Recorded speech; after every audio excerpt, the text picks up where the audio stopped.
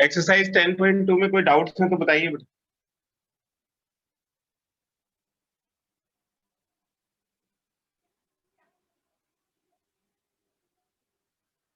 Sir question 11 और question 14।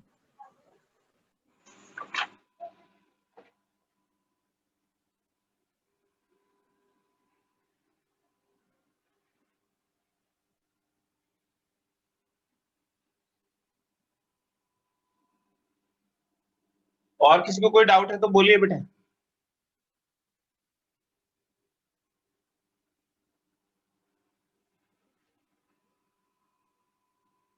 Question number 11 है, a line perpendicular to the line segment joining the points 1, 0 and 2, 3. एक point है 1, 0 और दूसरा पॉइंट है 2, 3। ये एक लाइन सेगमेंट है।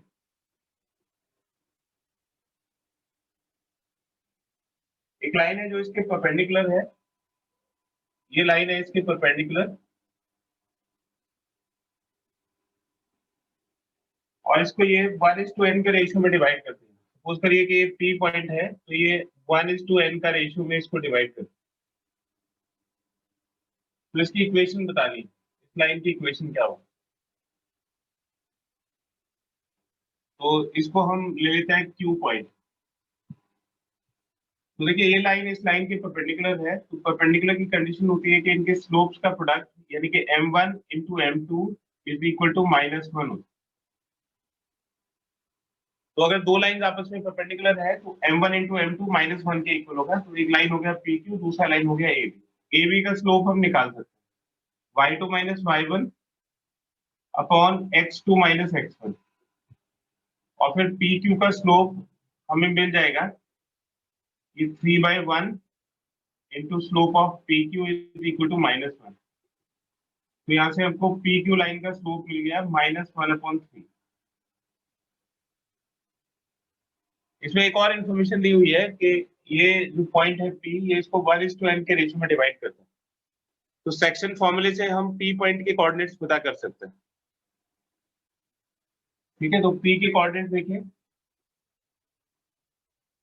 x कोऑर्डिनेट के लिए इस रेशियो को इसके x कोऑर्डिनेट से मल्टीप्लाई करेंगे, यानी कि 1 into 2। इसको इसके x कोऑर्डिनेट से मल्टीप्लाई करेंगे plus n into 1 divided by 1 + n। फिर ऐसे ही y कोऑर्डिनेट के लिए इसको इसके y कोऑर्डिनेट से मल्टीप्लाई करिए, इसको इसके y कोऑर्डिनेट से मल्टीप्लाई करिए, n into 0 divide by 1 + n। तो हो जाएगा 2 + n divided by 1 + n, comma ये 0 हो जाएगा 3/1 + n। तो देखिए इस लाइन के ऊपर, ये जो PQ लाइन है उसके ऊपर हमें एक पॉइंट के कोऑर्डिनेट्स मिल गए और स्लोप मिल गया। तो स्लोप पॉइंट फॉर्म से हम इसकी इक्वेशन निकाल सकते हैं। तो therefore equation of required line PQ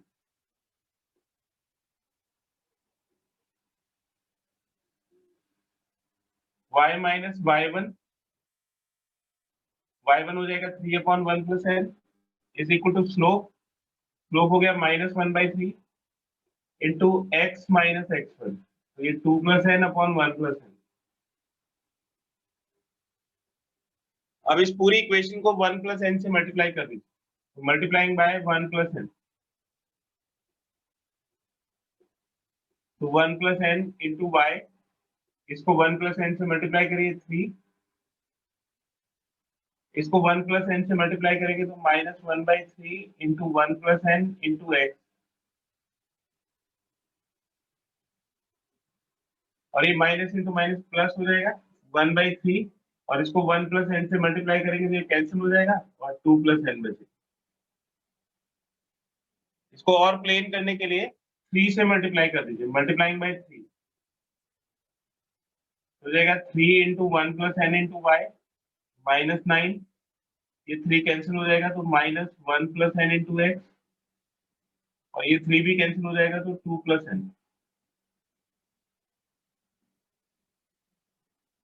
इसको इधर ले आइए तो 1 + n इंटू x पॉजिटिव हो जाएगा, plus 3 into 1 + n into y, फिर ये -9 - 2 -11 minus n is equal to 0। ये लाइन की रिक्वायर्ड इक्वेशन हो गई। फिर से एक बार देख लीजिए, ये एक लाइन दे रखी है ए बी और इसकी परपेंडिकुलर लाइन की इक्वेशन पूछी है। तो परपेंडिकुलर की कंडीशन को यूज करके हम slope of first line into slope of second line m1 into m2 minus 1 के इक्वल हो जाएगा। ए बी लाइन का स्लोप हम निकाल लेंगे, इसके दोनों कोऑर्डिनेट्स दिए हुए हैं, तो y2 minus y1 upon x2 minus x1 से इसका स्लोप आ जाएगा। फिर इस इक्वेशन को यूज करके इस रिक्वायर्ड लाइन का स्लोप आ जाएगा। और 10th में जो आपने सेक्शन फॉर्मूला पढ़ा है, सेक्शन फॉर्मूले से हम पी पॉइंट के कोऑर्डिनेट्स निकाल देंगे। mx2 plus nx1 divide by m plus n, my2 plus ny1 divide by m plus n। तो पॉइंट आ गया, स्लोप आ गया, स्लोप पॉइंट फॉर्म से हम लाइन की इक्वेशन कैलकुलेट कर देंगे। इसका एक स्क्रीनशॉट ले लीजिए।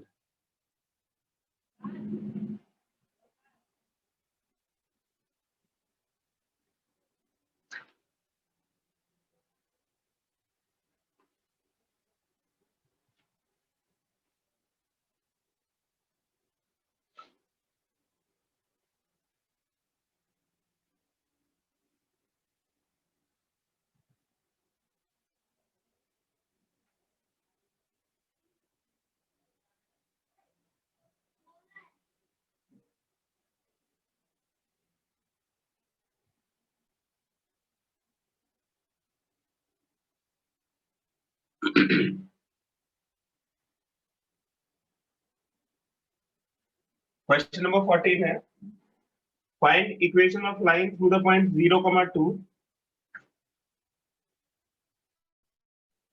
तो एक लाइन की इक्वेशन निकालनी है जो 0,2 से पास करते हैं, making an angle 2π/3 with x axis, positive x axis के साथ 2π/3 का एंगल बनाना। तो इसकी इक्वेशन बतानी है। तो देखो, एक पॉइंट पता है और एंगल पता है। एंगल से हम इस लाइन का स्लोप निकाल सकते हैं, tan 2π/3। 2π/3 का मतलब है 180/3 60, 62 जब 120 डिग्री, तो tan 120 डिग्री होगी। 120 मतलब 90 इंटू 2 माइनस 60। तो सेकेंड क्वाड्रेंट में 10 नेगेटिव हो जाएगा और इवन मल्टीपल है तो इसको चेंज नहीं करेंगे, तो ये माइनस 1060 हो, दैट इज -√3। तो अब आपके पास स्लोप है और पॉइंट है, तो इक्वेशन ऑफ लाइन हो जाएगा, therefore equation of line y minus y1 is equal to slope times x minus x1। y1 की वैल्यू इसमें सब्स्टिट्यूट कर देंगे, y1 हो जाएगा 2, स्लोप हो गया -√3 और x माइनस x1 हो गया 0। तो y minus 2 is equal to -√3x, हो जाएगा √3x plus y minus 2 is equal to 0। तो ये लाइन की इक्वेशन आ गई। फिर कहता है कि also find equation of line parallel to it and crossing the y axis at a distance of 2 units below the origin. तो अब जो दूसरी लाइन है वो इसके पैरेलल है, y एक्सिस को ओरिजिन से 2 यूनिट नीचे क्रॉस करता है। तो एक ये दूसरी लाइन हो गई जो कि इसके पैरेलल है। तो ये वाला जो पॉइंट है 2 यूनिट्स नीचे, ये 0,-2 हो जाएगा। और इसका स्लोप अगर m1 है, इसका स्लोप m2 है, ये दोनों आपस में पैरेलल है। लाइन 2, इसको हम लाइन 2 ले लेते हैं, इसको लाइन 1 ले लेते हैं। तो line 2 is parallel to line L1, तो इसका मतलब हो गया slope 2 is equal to slope 1। और जो स्लोप 1 है इसकी वैल्यू हो जाएगी -√3 के इक्वल, तो इसका स्लोप भी -√3 के इक्वल होगा। तो क्योंकि लाइंस आपस में पैरेलल है तो इन दोनों का स्लोप इक्वल होगा और इसका पॉइंट हो जाएगा 0,-2। तो therefore equation of line is y minus y1, तो y1 की प्लेस पे -2 आ जाएगा, is equal to slope -√3 and x minus x1 that is 0। तो हो जाएगा y plus 2 is equal to -√3x। इसको लेफ्ट साइड में ले आइए तो √3x plus y plus 2 is equal to 0।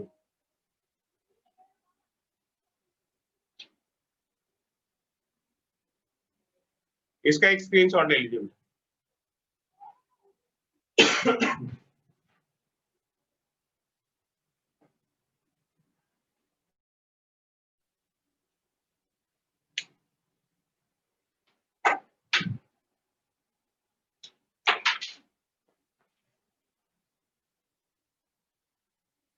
11th और 14th के अलावा और कोई डाउट है तो बताइए बेटा।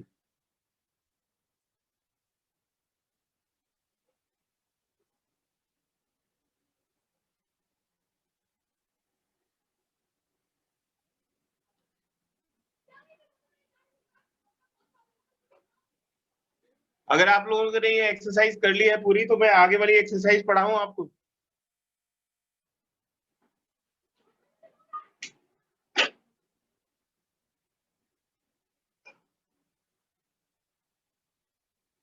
बेटा हाँ या ना में आंसर करिए। सभी ने एक्सरसाइज 10.2 कर लिया है या नहीं अभी? Yes, sir. ठीक है, तो नेक्स्ट एक्सरसाइज करते हैं।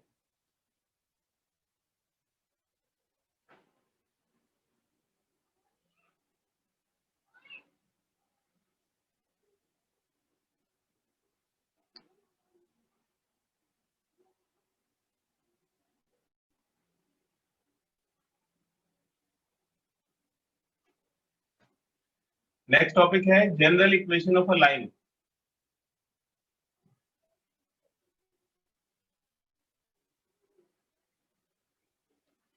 आप किसी भी फॉर्मूले से लाइन की इक्वेशन निकालते हैं। एक्सरसाइज 10.3,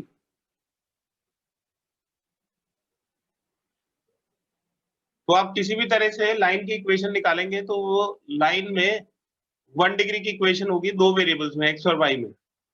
तो आपको इस तरह की एक इक्वेशन मिलेगी ax plus by plus c is equal to 0। X और वाई में 1 डिग्री की इक्वेशन मिलेगी। फॉर एग्जाम्पल जैसे 2x minus 3y plus 7 is equal to 0 etcetera.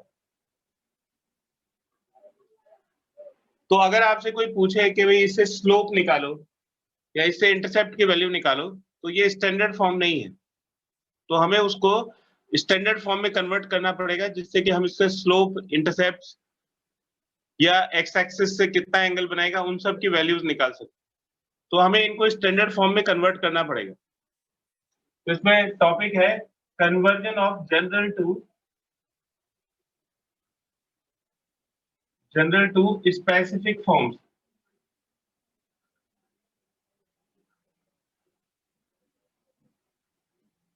तो जनरल इक्वेशन को हम स्पेसिफिक फॉर्म्स में किस तरह से कन्वर्ट कर सकते हैं। सबसे पहला है general to slope intercept form.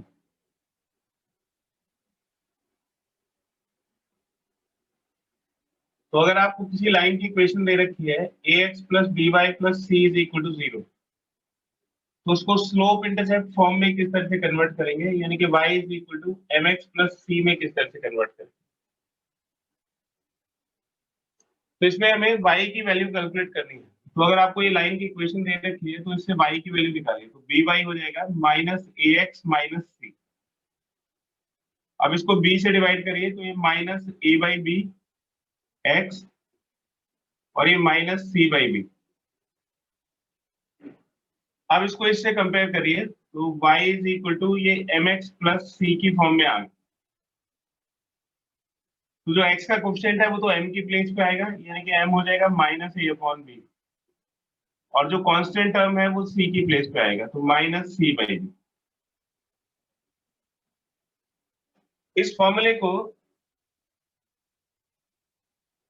आप क्वेश्चंस के बीच में यूज कर सकते हैं। जैसे ax plus by plus c is equal to 0 है तो उस लाइन का स्लोप हो जाएगा minus a upon B.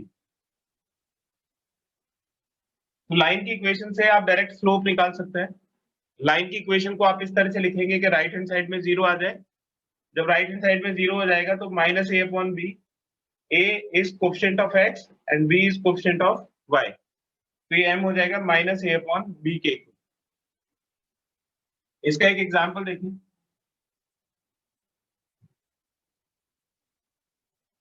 2x plus 3y plus 7 is equal to 0, ये गिवन है। Find its slope intercept form.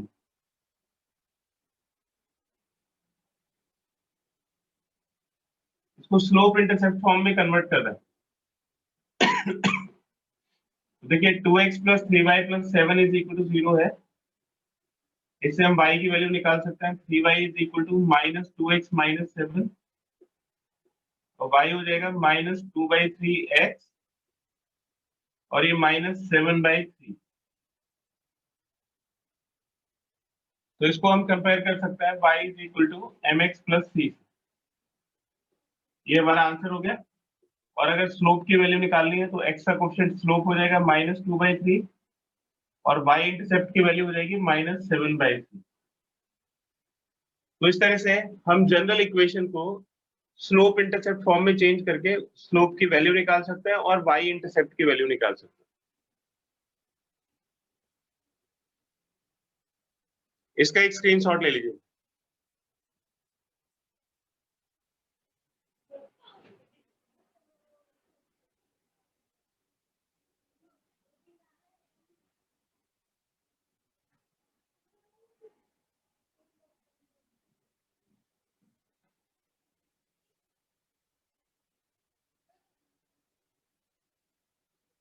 Next topic है जनरल टू इंटरसेप्ट फॉर्म।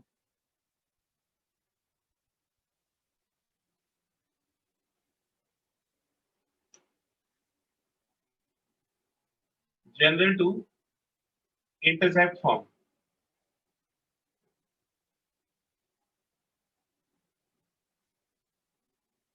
देखिए जनरल इक्वेशन होती है ax plus by plus c is equal to 0 और intercept form होता है x upon a plus y upon b is equal to 1। यानी कि right hand side में कांस्टेंट पार्ट 1 होना चाहिए। तो हम इसको इस तरह से कन्वर्ट करेंगे तो उससे कंपेयर करके फिर हम a और b की वैल्यू निकाल सकते हैं। यानी कि x इंटरसेप्ट और y इंटरसेप्ट की वैल्यू निकाल सकते हैं। तो देखिए इसको सबसे पहले कांस्टेंट टर्म को राइट हैंड साइड में ले जाइए। तो ax plus by is equal to minus c। अब इसको पूरी इक्वेशन को माइनस c से डिवाइड कर दीजिए।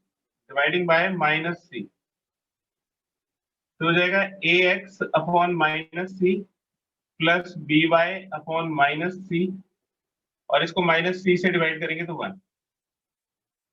अब देखिए न्यूमरेटर में x का कोएफिशिएंट 1 होना चाहिए तो ये a यहाँ पे नहीं होना चाहिए। तो इसमें न्यूमरेटर को a से डिवाइड कर दीजिए और डिनोमिनेटर को भी a से डिवाइड कर दीजिए। तो न्यूमरेटर और डिनोमिनेटर दोनों को a से डिवाइड कर दीजिए। फिर इसमें b से डिवाइड करो, न्यूमरेटर को y आ जाएगा और इसको b से डिवाइड करोगे तो माइनस c/b आ जाएगा इज इक्वल टू 1। ये इंटरसेप्ट फॉर्म हो गया। तो x upon a plus y upon b is equal to 1।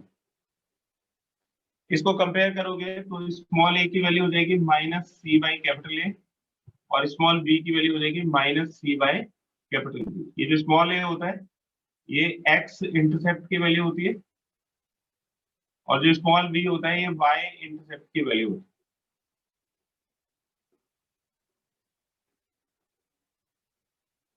इसका एक एग्जांपल देखिए 2x plus 3y minus 4 is equal to 0। Convert it to intercept form. Intercept form में convert करना and find x intercept and y intercept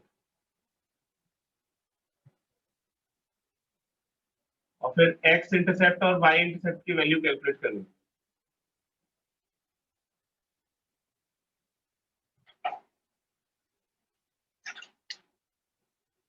जैसे 2x plus 3y minus 4 is equal to 0 है तो हम इसको लिख सकते हैं 2x plus 3y is equal to 4।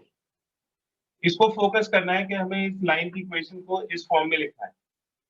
अब राइट हैंड साइड में हमें 1 बनाना है तो डिवाइडिंग बोथ साइड्स बाय 4, दोनों तरफ 4 से डिवाइड कर दें तो हो जाएगा 2x बाय 4 फिर ये 3y बाय 4 और ये 4/4 1 हो जाएगा। ये x बाय 2 इसको 3 से ऊपर नीचे डिवाइड करिए तो ये नीचे 4/3 आ जाएगा इज इक्वल टू 1। इसको 2 से ऊपर डिवाइड किया 2 से नीचे, इसको भी 3 से ऊपर डिवाइड किया 3 से नीचे तो नीचे 4/3 आ गया। तो ये इसका आंसर हो गया, ये इंटरसेप्ट फॉर्म हो x upon a plus y upon b is equal to 1, और इसको कंपेयर करोगे तो a की वैल्यू 2 हो जाएगी और b की वैल्यू 4/3 हो जाएगी, यानी कि x इंटरसेप्ट 2 के इक्वल हो जाएगा और y इंटरसेप्ट 4/3 के इक्वल हो जाएगा। इसका एक स्क्रीनशॉट ले लीजिए।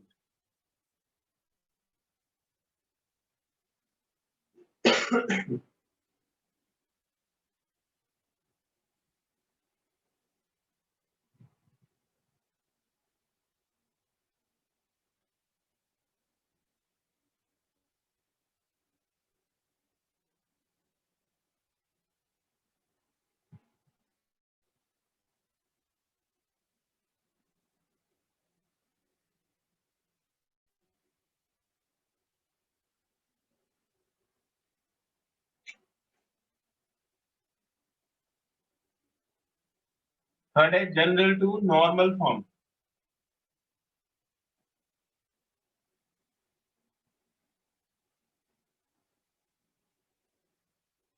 जनरल हो गया ax plus b y plus c is equal to 0, और नॉर्मल फॉर्म होता है x cos alpha plus y sin alpha is equal to p।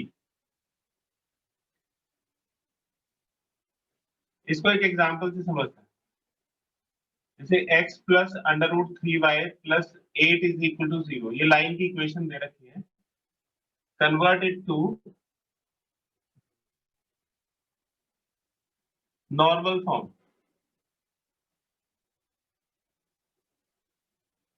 तो इसको नॉर्मल फॉर्म में कन्वर्ट करना है। देखिए इसको इस फॉर्म में लेके जाना है। सबसे पहले तो कांस्टेंट को राइट हैंड साइड में ले जाएंगे। x plus under root 3y is equal to -8। अब इस p को समझता है, ये p क्या होता है। नॉर्मल फॉर्म हमने पढ़ रखा है। जैसे कोई लाइन है तो ओरिजिन से लाइन के ऊपर जो परपेंडिकुलर ड्रॉप करोगे उसकी लेंथ होती है स्मॉल p। तो ये लेंथ कभी नेगेटिव नहीं हो सकती। तो इसमें ये ध्यान रखना है कि right hand side must be positive,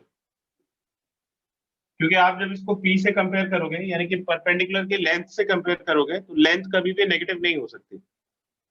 इसलिए p की वैल्यू हमेशा पॉजिटिव होनी चाहिए। Right hand side must be positive.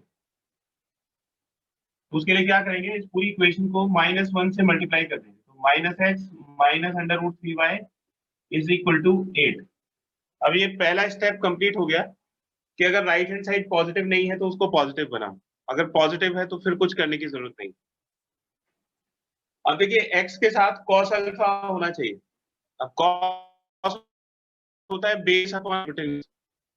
तो अगर इस -1 को बेस मान लिया जाए और इसको परपेंडिकुलर माने तो इन दोनों को हाइपोटेन्यूज से डिवाइड की जरूरत पड़ेगी ताकि ये वाला टर्म cos अल्फा हो सके और ये वाला टर्म sin अल्फा हो सके। तो -1 और माइनस अंडर रूट 3 का हाइपोटेन्यूज से डिवाइड कर दी तो division by under root a square plus b square. देखिए अगर ये x का कोफिशिएंट -1 है, ये y का कोफिशिएंट -3 है और x और y का कोफिशिएंट cos अल्फा और sin अल्फा होना चाहिए। तो cos अल्फा होता है बेस अपॉन हाइपोटेन्यूज और ये परपेंडिकुलर अपॉन हाइपोटेन्यूज, और बेस और परपेंडिकुलर अगर ए बी है तो हाइपोटेन्यूज हो जाएगा अंडर रूट ए स्क्वायर प्लस बी स्क्वायर। तो दूसरा स्टेप ये है कि यहाँ पे अंडर रूट ए स्क्वायर प्लस बी स्क्वायर से डिवाइड कर दीजिए, यानी कि 2 से इसको डिवाइड कर दीजिए। तो इस पूरी इक्वेशन को 2 से डिवाइड करेंगे तो ये हो जाएगा -1/2 x और ये -√3/2 y और ये 8/2, यानी कि -1/2 x -√3/2 y is equal to 4। अब देखो हाइपोटेन्यूज से डिवाइड करने के बाद इसको हम cos अल्फा लिख सकते हैं और इसको sin अल्फा लिख सकते हैं। तो ये इक्वेशन बन जाएगी x cos alpha plus y sin alpha is equal to p।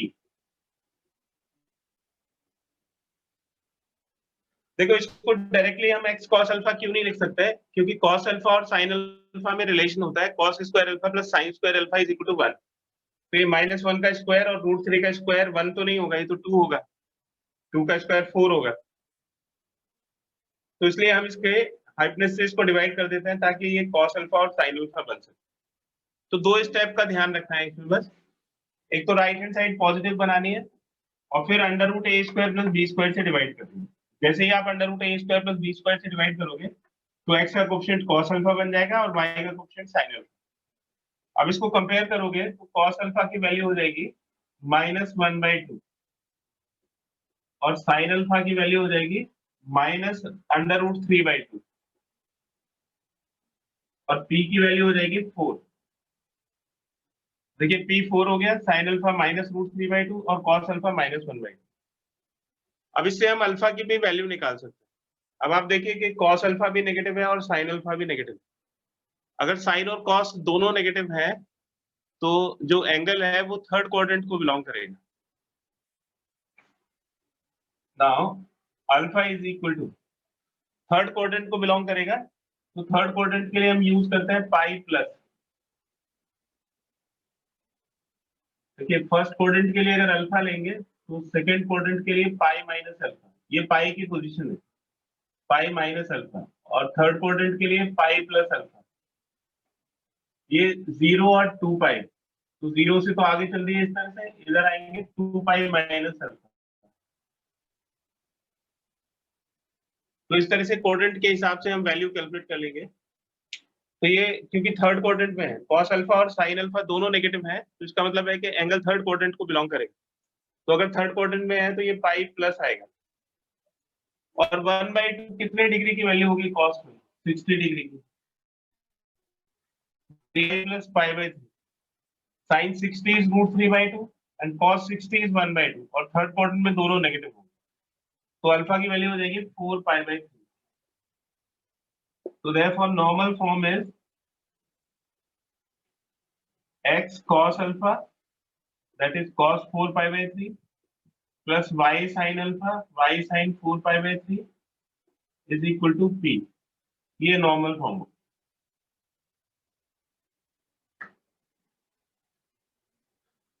इसका एक स्क्रीनशॉट ले लीजिए।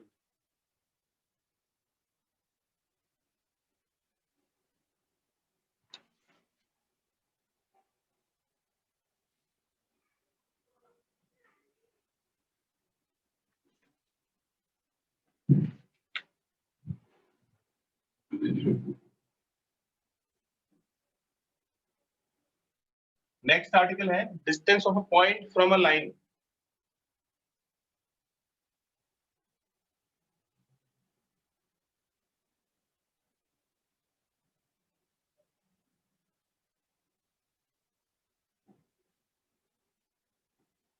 इसको मैंने नाम दिया है डिस्टेंस फॉर्मूला नंबर 2।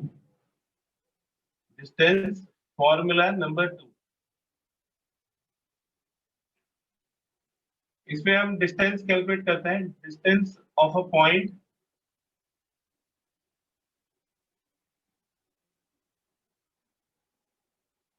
को x1 y1 from a line.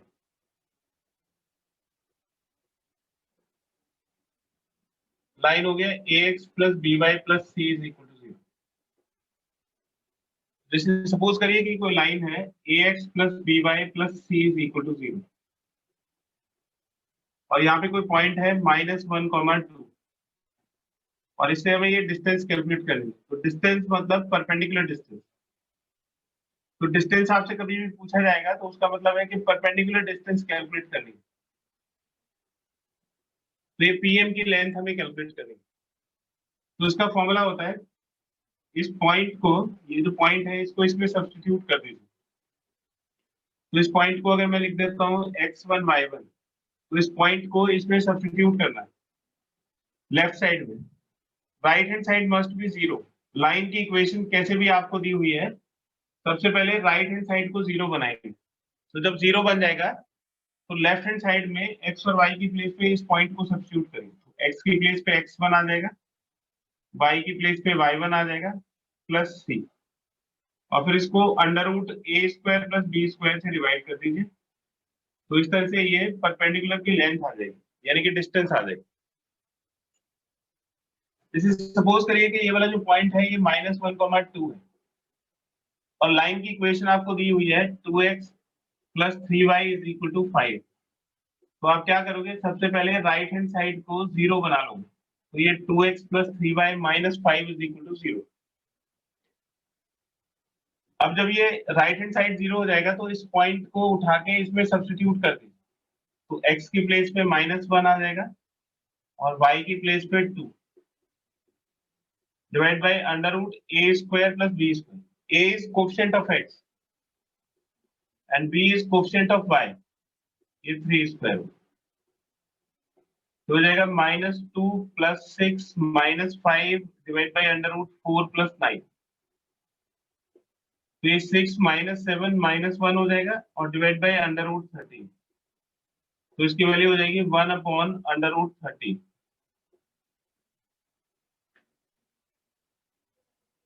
तो इस पॉइंट से लेके इस लाइन की जो डिस्टेंस है उसकी वैल्यू आ जाएगी 1/√13 यूनिट्स।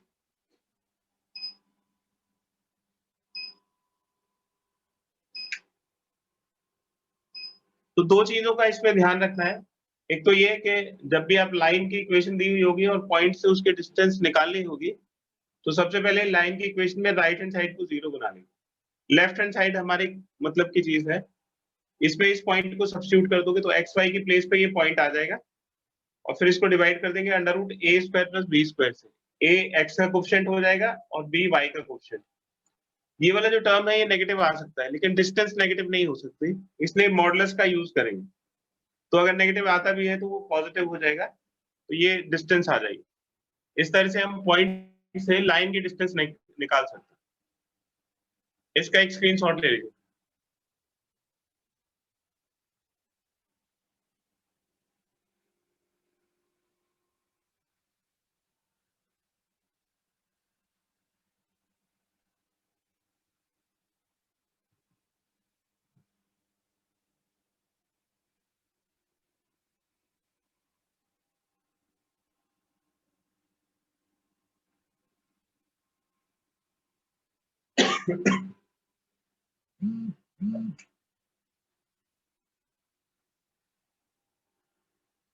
उसके बाद है बेटा distance between two parallel lines. Distance between two parallel lines.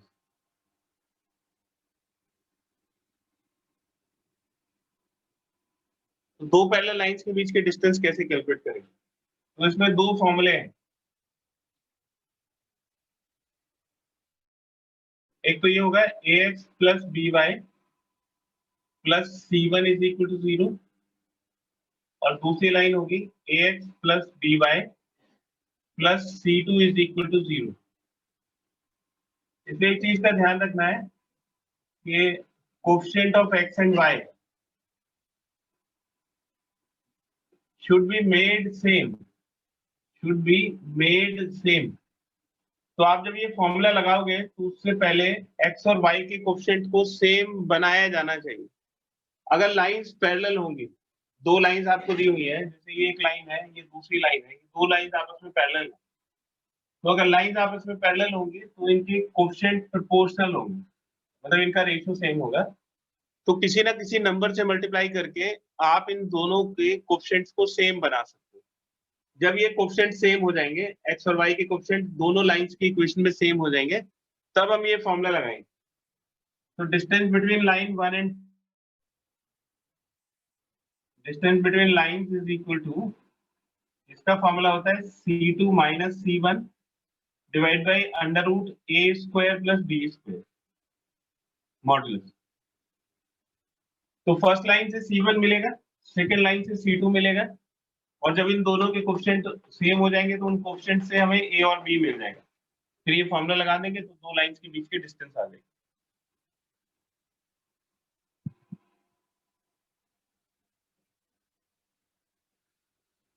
ये टाइप 1 है, टाइप 1। और टाइप 2 में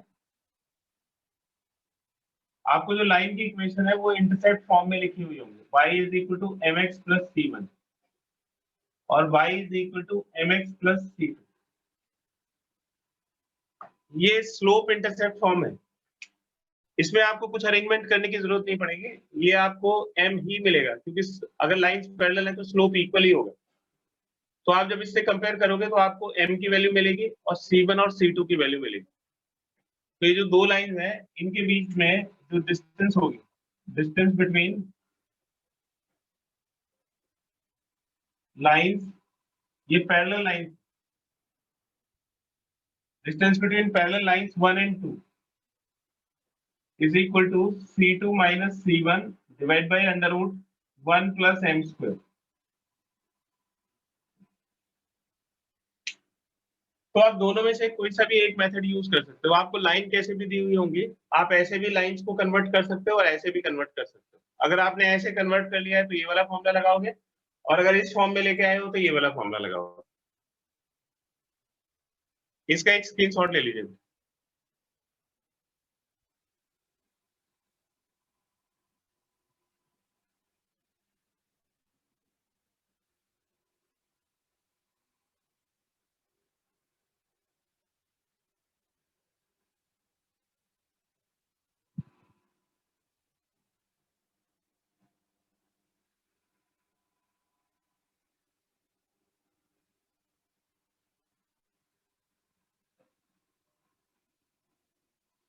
इसका एक एग्जांपल देखिए।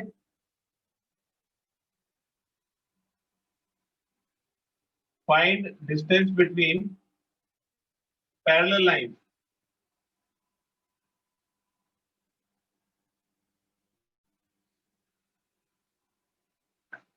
x plus 2y minus 3 is equal to 0, एक लाइन है। दूसरी लाइन है 2x plus 4y plus 2 is equal to 0। ये दो लाइन दी हुई है और इनके बीच के डिस्टेंस निकालनी। तो इसको मैं आपको दोनों मेथड से करके बताता हूँ, ये मेथड नंबर 1 और ये मेथड नंबर 2।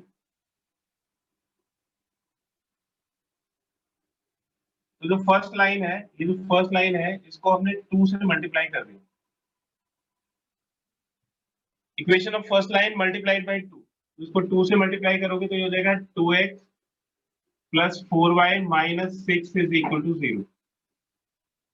और जो सेकेंड इक्वेशन है उसको एज इट इज लिख देंगे 2x plus 4y plus 2 is equal to 0। हमने ऐसा क्यों किया, इसको 2 से मल्टीप्लाई इसलिए किया ताकि इन दोनों के कोफिशिएंट सेम हो जाए। तो अब इन दोनों के कोफिशिएंट सेम हो गए, ये 2 4 माइनस 6 और ये 2 4, तो ये a और b की वैल्यू हो गई। therefore a is equal to 2, b is equal to 4, c1 is equal to minus 6, ये जो कोफिशिएंट है ये c1 हो जाएगा और ये c2 हो जाएगा, c2 is equal to 2। तो हमने किससे इसको कंपेयर किया, ax plus by plus c1 is equal to 0, ax plus by plus c2 is equal to 0। so therefore distance between lines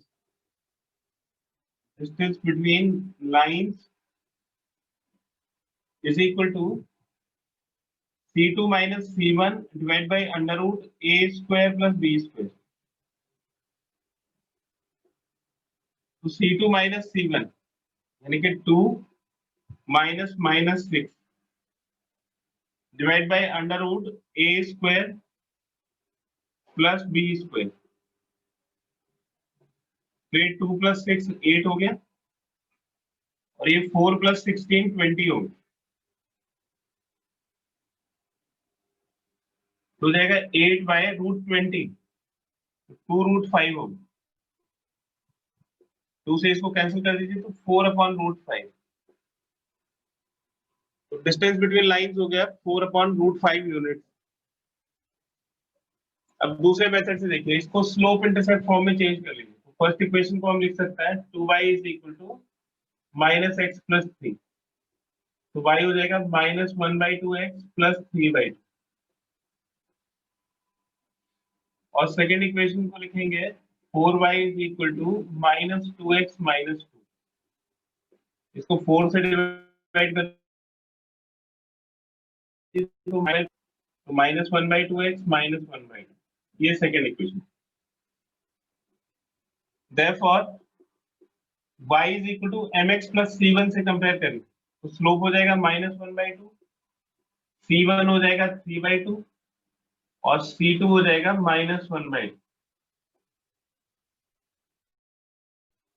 तो इन दोनों लाइंस को हमने y is equal to mx plus c की फॉर्म में convert कर लिया। तो क्योंकि लाइंस पैरेलल है तो का स्लोप तो इक्वल, जैसे इसका स्लोप -1/2, इसका स्लोप भी -1/2, ये C1 हो गया, ये C2। अब इसमें फॉर्मूला लगा दीजिए, distance between lines is equal to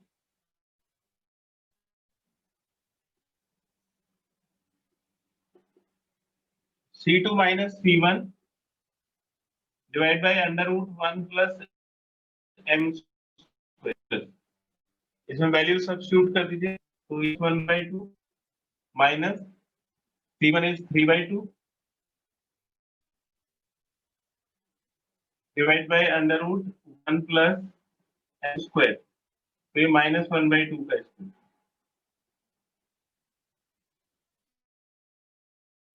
हो जाएगा, ऊपर -42 और नीचे हो जाएगा √1 plus 1/4, तो ये -2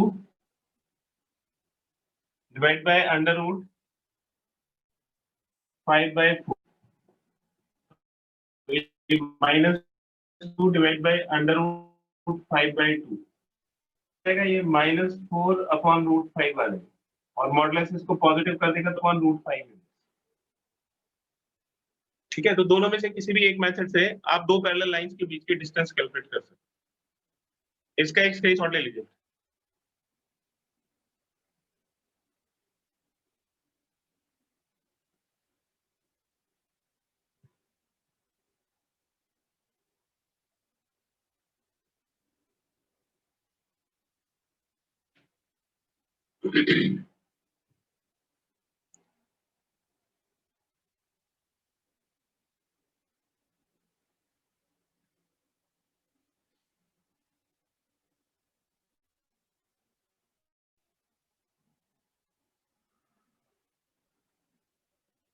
अब देखिए, अब जो मैं बता रहा हूँ उसको बड़े ध्यान से सुनिएगा, बड़ी इंपॉर्टेंट चीज है।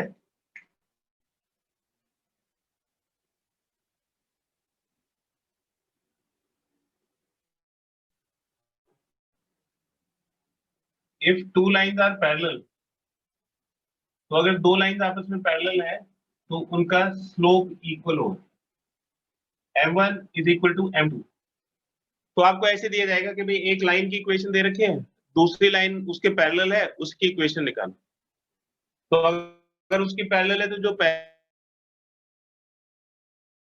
लाइन का स्लोप होगा वो हमें एक लाइन से दूसरी लाइन का स्लोप मिल जाता है। अगर दो लाइंस परपेंडिकुलर है तब भी हम एक लाइन से दूसरी लाइन का स्लोप निकाल सकते हैं, यानी कि m1 m2 is equal to -1। और अगर आपको कोई लाइन दे रखी है ax plus by plus c is equal to 0, तो इसलिए स्लोप निकाल सकता है कि इसका जो स्लोप है वो हो जाएगा -a/b। तो अगर एक लाइन का इक्वेशन आपको दे रखा है तो उससे आप उसका स्लोप निकाल लोगे, अगर दूसरी लाइन उसके पैरेलल है तो उसका भी स्लोप मिल जाएगा। अगर परपेंडिकुलर है तो पहली लाइन का स्लोप रखो तो दूसरी लाइन का स्लोप मिल जाएगा। तो जब भी किसी क्वेश्चन में आपको ये सिचुएशन दे रखी है कि भाई एक लाइन दूसरी लाइन के पैरेलल है, तो वो सिचुएशन इसलिए दी जाती है कि आप एक लाइन के स्लोप से दूसरी लाइन के स्लोप निकाल सके। पैरेलल है तो ये वाला फॉर्मूला लगाइए, एक लाइन का स्लोप पता है तो दूसरे का भी उतना ही हो जाएगा, और अगर परपेंडिकुलर है तो ये वाला फॉर्मूला लगाइए, उसमें अगर एक लाइन का स्लोप आपको पता है तो उससे आप दूसरी लाइन का स्लोप कैलकुलेट कर सकते हैं। ठीक है, इस चीज को ध्यान रखेंगे तो मोस्ट ऑफ द क्वेश्चंस हो जाएंगे। इसका एक स्क्रीनशॉट ले लीजिए। और अब आपको एक्सरसाइज 10.3 विद एग्जांपल्स करना है।